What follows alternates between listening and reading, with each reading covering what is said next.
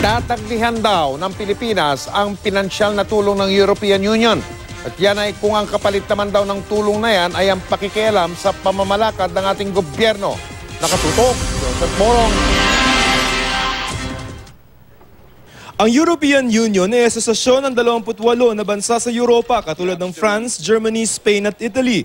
Dati nang may disgusto ang Pangulo sa European Union dahil sa pakikialam daw nito sa laban ng pamahalaan kontra droga na anilay lumalabag na sa human rights. Kaya simula ngayon, tatanggihan na ng Pilipinas ang tulong o aid ng European Union kung hindi ito kailangan at kung magbibigay daan ng tulong para pakialaman ang mga polisiya ng gobyerno. The President has approved the recommendation of the Department of Finance not to accept grants, and this is not necessarily humanitarian aid, from the EU that may allow it to interfere with the internal policies of the Philippines.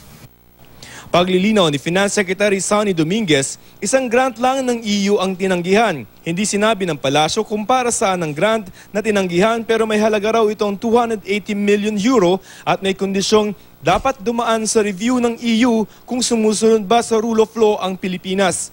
Dahilan kaya raw nagdesisyon ng ganito si Duterte ayon sa palasyo. Ang recommendation na wag nang tumanggap ng panibagong mga new, siyempre accept diba? Ibig sabihin hindi man not to accept grants that will you can use the word compromise our internal integrity. Ito ang sinasabi ng Malacanang, kung may tulong ang EU pero ang kapalit naman yan, makikialam sila sa pamamalakad ng pamahalaan, inyo na yan. Pero ibang usapan daw kung tulong ito tuwing may sakuna. Ang mga ibang tulong at grant pa ng EU hindi naman daw kasama sa tinanggihan.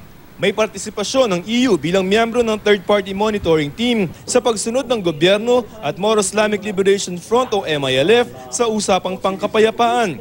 May proyekto rin ng EU sa pagtulong sa mga nasalanta ng bagyong Yolanda sa Visayas, pati programa para maalagaan ang mga kabataang apektado ng giyera sa Autonomous Region and Muslim Mindanao o ARMM. Hindi pa raw nakukonsulta ni Duterte ang kanyang economic team kaugnay dito. Hindi naman daw ito kawalan sa bansa. This is not a policy decision, as I said. This is not going to be customary. It's an act. EU has been critical of our human rights, right?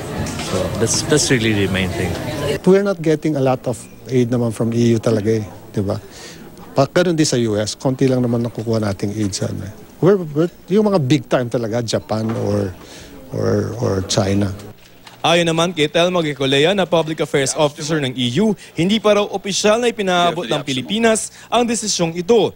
Ang mga dating kalihim ng Department of Health, bagaman nanghihinayang, kakayanin naman daw ng Pilipinas na tumayo sa sariling paa. Dapat kayanin na natin kasi matagal na talaga tayong tinutulungan ng iba.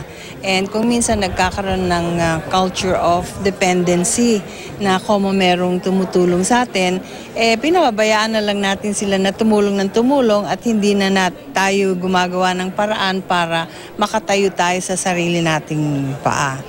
Joseph Morong, Nakatutok, 24 Oras.